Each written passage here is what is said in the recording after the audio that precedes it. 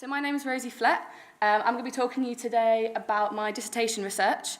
The title has since changed, actually, since I've made these. So it's also Community Cohesion and Wellbeing, so looking at community wellbeing as well. But I haven't had time to change the slides, so apologies for that. So I study environment and business. I'm currently in my final year, hence why I'm working on my dissertation. And last year, I spent my year in industry working for the sustainability team, and I led a project called Colour Hyde Park, which was putting murals in the area of Hyde Park, which is the student area where most of the students of the university live. So, right, there we go.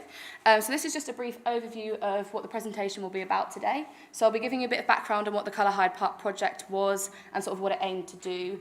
And sort of why I was involved in it. And then I'll be talking through my research aims and objectives and what I sort of hope to understand through my dissertation research. Then I'll be explaining why my research is important and sort of research gap that I'm filling and the answers that I'm trying to find through this research as well. And then I'll briefly discuss my methods and the sort of approaches that I took to finding out this information. And then I'll go through my initial findings and then talk about what this means. And then I'll talk to you about my final steps between now and my dissertation deadline, which is in just under a month. So I've only got initial findings at the moment. I haven't got everything on there, but I can give you sort of an idea of what the research is suggesting so far. So, Colour Hyde Park, it was a community mural project that we did last year.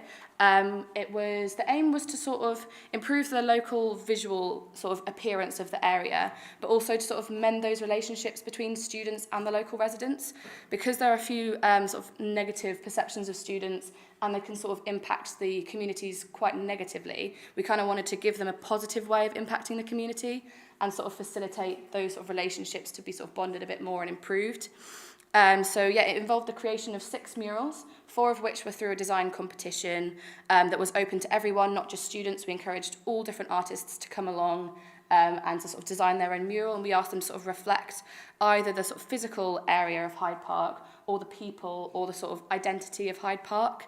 And we judged those murals through a community panel that was built from different representatives from across the community to, again, ensure that it was truly reflected by the Hyde Park community, so people walking through could sort of see aspects that they recognise and that they remember, to sort of instill that feeling of an identity again. We also did workshops at the local schools to get the primary kids involved, also mural map and a launch party as well. And I just popped the aims there below. So again, it was to improve the visual environment and sort of cover up some of the graffiti that is sort of blighting Hyde Park, and also make people feel a bit more pride and ownership for the area. And then also, like I said, to establish those relationships between the students and the local community. So my research aims were to understand how these university community partnerships, particularly art projects, can impact cohesion and wellbeing. So to see how, if they get people talking, get people engaging with each other, get people breaking down those barriers, and also with wellbeing, making sure that people feel safe and happy in the area that they live.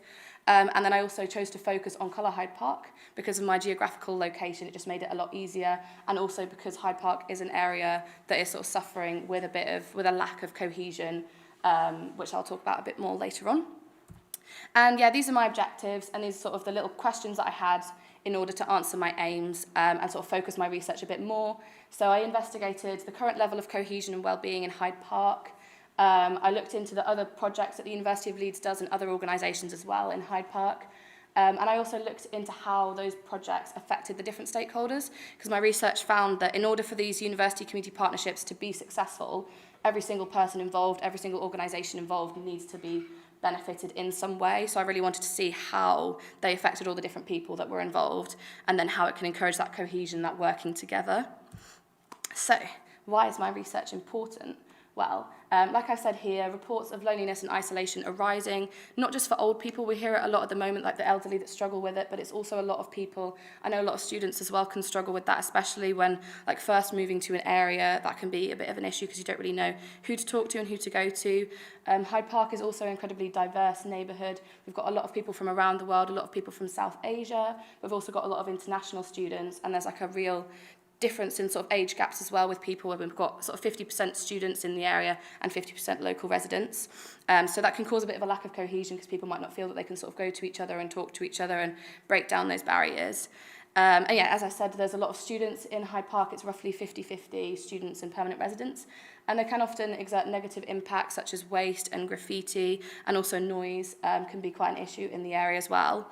And yes, my research showed that city universities like Leeds often are a lot closer to those neighbourhoods and those communities, and it can mean that they're more likely to exert those negative impacts onto those communities, but it also means that they're more likely to be engaged with what the university is doing. So there's kind of a unique opportunity there for the university to really get involved with the community and really use each other and like find those benefits from working with each other. So the university can benefit from using their research in the area and researching the community, but also applying those directly to policies and actually making change and seeing the changes that come from their research, so seeing it in practice. So yes, if I move on. So my methods. So first of all, I had the interviews. I interviewed 10 of the stakeholders of Colour Hyde Park. So this includes local councillors, some of the people on the project management team, artists, student volunteers, and local residents as well, and local organisations. This was to sort of understand how the project benefited them. But I also used the interviews as a way to, again, talk about this sort of feeling of community cohesion. So 7 of the 10 were past or current residents of Hyde Park. So I was able to talk to them about their sort of perception of Hyde Park, how they would describe Hyde Park, how they felt about living in Hyde Park as well, to just understand, again, those feelings of cohesion. And those were mostly qualitative, and I got a lot of information from them. I also had a section in my interview where I assessed the emotional response that people had to seeing murals. So seeing a photo of a mural and then seeing a photo of graffiti on a wall, I wanted to see the difference in how they felt emotionally when seeing those sort of visuals, like aids. And I also did surveys just to get a bit of a background again on the sort of community cohesion and well-being. So that was just to understand whether people sort of trust people in the neighbourhood, whether they feel like they own it, whether they feel like they have pride, just sort of see how people are feeling about the way they are in the community. And I also left a bit of space for qualitative comments just in case people wanted to explain why they were saying particular things. So my initial findings with the survey was really interesting. One of the final questions on the survey was to see whether they were student or a permanent resident. This was initially to make sure that I had that 50-50 ratio, that I wasn't like 90% students, 10% permanent residents, but that it was equal. But it actually gave me a bit more of an insight into how students and permanent residents see the community very differently. So students are a very transient sort of community because they're only there for sort of 8-9 months out of the year. They come in for 3 months and then they go back home. They might not feel like they're truly part of Hyde Park, but I've sort of seen that students can really provide a really positive message when they are in Hyde Park, and they can really be part of the community if they want to. So yes, students definitely reported higher levels of loneliness compared to the permanent residents. And also, as you can see from the graph down here, a lot less people know their neighbours. This was just for students. For permanent residents, that was a lot higher, maybe because they're living there for longer, they're sort of engaging more with their neighbours. Students also felt lower levels of pride and ownership, again suggesting that they might not feel like that is their home, and that they don't feel like they are one with the neighbourhood.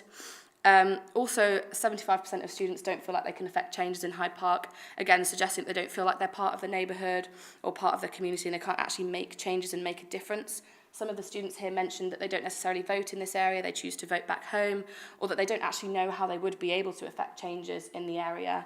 So maybe then we need to have a bit of information there for the students as to how they can get involved and engage with people. And yeah, we said only 50% of people actually felt ownership for Hyde Park. So this wasn't just students, this was students and permanent residents as well. So that was a really interesting fact, that people don't necessarily feel like they fit into sort of the Hyde Park community, which was quite sort of sad to see that people were sort of struggling with that. And then also that 45% of people believe that people of different ages struggle to live in Hyde Park together. So for this one, I wanted to see how people perceived the sort of relations between students and the permanent residents. And what was really interesting was to see that it was the students seeing that more than the residents. So the students were finding that they themselves didn't fit, instead of the permanent residents maybe complaining about students. And I thought that was quite interesting to sort of see that side of it.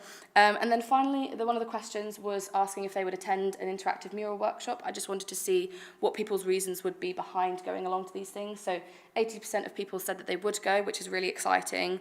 And usually it's for, most people were saying sort of to meet new people, to get to know their neighbours, to get to know the community, but also to use their creative skills and just engage in art, which might be something they don't do sort of past like GCSE art kind of time. You don't always, pick up a paintbrush and do some painting, so it's a really good example to do that. And then also some qualitative findings from my interviews. So Hyde Park is a really diverse and caring community. They're really unique as well, but it's also got a really good sort of sense of identity as well, and people are really proud to be from Hyde Park. but a lot of people do have those negative perceptions as well. So it kind of shows that I am sort of struggling with, they are sort of struggling with that feeling of like cohesion and well-being. I'm just going to skip on to my findings here. So to relate this all to my research objectives, I've definitely found that there is a lower level of community cohesion and well-being, especially with students not necessarily feeling like they're sort of, that Hyde Park is their home. I've also found that the university does do quite a lot in the community, but there needs to be more using the community. There needs to be more sort of partnership projects instead of the university just going in and doing things. It needs to be working with the community as well, and it shows that it can build trust as well, which is really important for people to feel safe in their community. And also I saw that the art project worked really well, and every single stakeholder reported a benefit, maybe individual, maybe on an organisational level, but everyone reported some benefits in a way as a result of the project. And also what was really nice to see was that people were reporting positive emotions in response to murals, particularly in ones that they sort of recognised. So my interviews were saying that as long as the design reflects Hyde Park and maybe some of the architecture and some of the buildings in Hyde Park, that would give more of a positive response than maybe the more abstract things that we wouldn't necessarily recognise. So let's go through that because I've already talked through that. Next steps, I'll be going through my results again. I'm sort of writing them at the moment, but I'll be continuing to write those and then linking it back into the literature for my sort of discussion and conclusion.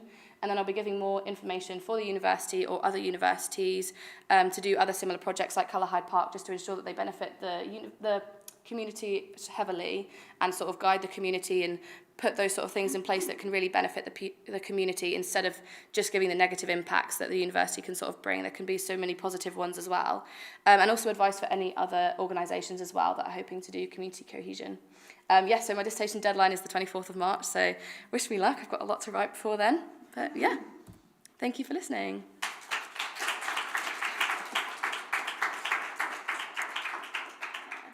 Thank you very much, Rosie.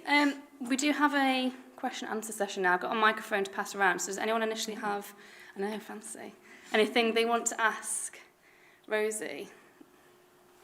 I don't think I need a microphone, but the murals, when they start to degrade, Yes. have you asked the question about what kind of impact that's going to have? I have not, no. So hopefully the murals with the Colour Hyde Park project, we've coated them all with anti-graffiti paint, which should mean that they're sort of held there for 20 plus years, it's saying. I don't know how many extra years than the 20 it would be.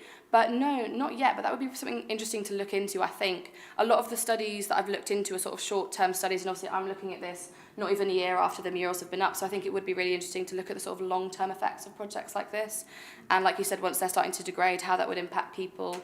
Maybe there could then be, you know, like a repainting of a new design on top of the old design, or people might want to keep older aspects and maybe just paint over the bits that are sort of peeling off. But I think it would be really interesting to look into that, but it might be a study that happens in 20 years, or it might be something that we could look into now, how people would feel if they sort of started to see these sort of objects degrading. So, yeah, thank you. Thank you very much. Anybody else? Anything? One thing I'd like to say, because Rosie used to work in my team, so I sort of saw this project come to life, and don't think you're doing enough justice about how big it was and how amazing it is, and how people just talk about it so much and love walking around the community and sort of seeing these paintings. My question would be, because it's gone so well so far, what would you, with your expert knowledge, recommend for kind of like the next stages of this project? Because as far as I know, you plan to continue this, you want to kind of make it bigger and better, and so it would be... So yes, phase 2 of the project has begun. Alejandra is one of the sustainability architects who's working on this year. I think one of my key suggestions, which is something that I've already put to the team, is about doing those workshops. I think what I've really found is getting loads of different people together in one room and using art as a way for them to interact with each other and sort of engage with each other and find that sort of common ground has been really key. So the actual painting and the actual physical murals themselves are good, and they can sort of stimulate people to have conversations with each other and have positive conversations as well. The actual murals and getting people together, the actual workshops and getting people together are really key, just sort of break down those barriers. So that's definitely something that I'd suggest. And also I think using the workshops in the local schools was really useful last year, and everyone has responded so positively to that, and it's something that the school kids will see on their like walk to school every day, and it's something that can hopefully inspire them to see that they can make an impact, and they are living in an amazing place that has such a unique identity, and they should be really proud of where they're from. And I think that was really key as well, so I really suggest that moving forwards that they also definitely use the sort of local schools as well, and make sure they can try and get. So one thing that's going to be quite hard is getting both students and local residents in the same room together, because they kind of work on different time schedules almost. Like I know students would prefer to stay on campus, so if we were to run something on campus, maybe at the union, I feel like that would be quite well attended. But then people from the local residents, I wouldn't want them to feel like they have to come to campus to do this thing that should be in their community. So it's trying to get both of them in the same room together that I think is going to be really difficult. But I think something in the community, maybe an All Hallows Church is one of the like key locations in Hyde Park, and they really supported the project last year, so they might maybe run their own workshop. I think could be interesting, and maybe going on, maybe not this year, but maybe in a few years' time, once this is more of a almost like a structure to pass on to other, like a framework to pass on to other institutions, maybe they could pass it on to the community to run themselves. I think that could be really important for the community. Instead of the university going in and doing something for the community, they can just facilitate it and maybe support it and let the community make it their own. I think could be key for like much in the future. A bit more ownership from the community. Yeah, passing definitely. it down, Yeah. Fantastic. Anything else before we move on to the next presentation? No? Thank you very much, Rosie. Thank you.